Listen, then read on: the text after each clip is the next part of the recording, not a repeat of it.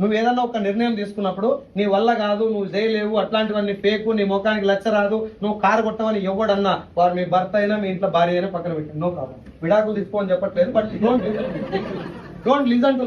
దరిద్రం ఏంటంటే వాళ్ళే నీ జీవితాన్ని సంకలకించేది. నా ఫ్రెండ్, నా క్లోజ్ ఫ్రెండ్ వైన్ షాప్ కౌంటర్లో మందులు అమ్ముతాడు.